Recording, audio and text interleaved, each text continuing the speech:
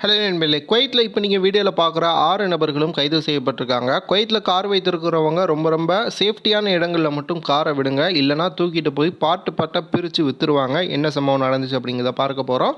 3.2 Richter அளவில் குவைத்தில் ஒரு நிலநடுக்கம் ஏற்பட்டிருக்கு. வீடியோவை முழுவதுமாக பாருங்கள், நிறைய முக்கியமான தகவல்கள் இருக்குது.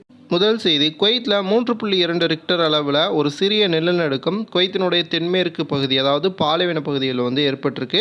இந்த நிலநடுக்கத்தை அந்த இடத்தை சுற்றி இருக்கக்கூடிய ஒரு சில கிலோமீட்டருக்குள்ளே இருக்கிறவங்க உணர்ந்ததாக சொல்லியிருக்காங்க. குவைத்தில் பெரிய லெவலில் ஒரு நிலநடுக்கம் ஏற்படுவதற்கான வாய்ப்புகள் இல்லை. இருந்தாலும் எல்லாருமே சேஃப்டியாக இருங்க. நிலநடுக்கம் ஏற்பட்டுச்சு அப்படின்னா அப்பார்ட்மெண்ட்லேருந்து வெளியே வருவதற்கு முயற்சி செய்யுங்க. முடிந்த வரைக்கும் லிஃப்ட்டை பயன்படுத்த வேண்டாம் அப்படின்ட்டு சொல்லப்பட்டிருக்கு.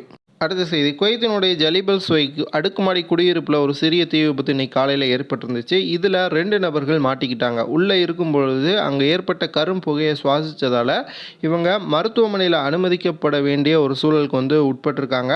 குவைத்தில் எங்கு தீ விபத்து ஏற்பட்டாலும் சரி, அடுக்குமாடி குடியிருப்புகளில் அதிகமாக இருக்கிறவங்க முதல்ல வெளியேறிடுங்க. தீயை அணைப்பதற்கு யாருமே முயற்சி செய்யாதீங்க.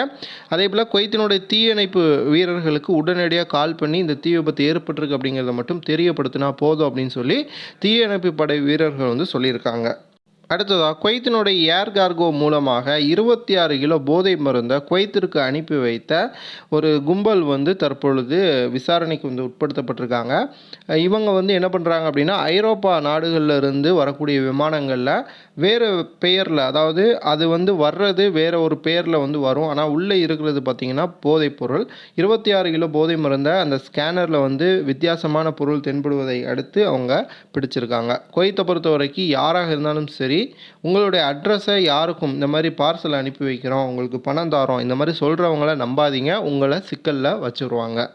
அடுத்து கடைசி செய்தி, இப்போ நீங்கள் வீடியோவில் பார்க்குற இந்த 6 நபர்களும் குவைத்தில் கைது செய்யப்பட்டிருக்காங்க. காரணம் என்னென்னா, இவங்களுடைய முக்கியமான வேலையை குவைத்தில் யாருமே பார்க்காத இடங்களில் நிற்கக்கூடிய வாகனங்களை தூக்கிட்டு போய் சல்மி ஏரியாவில் இருக்கக்கூடிய ஸ்கிராப் யார்டில் பார்ட்டாக அதை பிரித்து அதில் நல்ல பாகங்களை மட்டும் உதிரி பாகங்களாக விற்பனை செஞ்சுருவாங்க.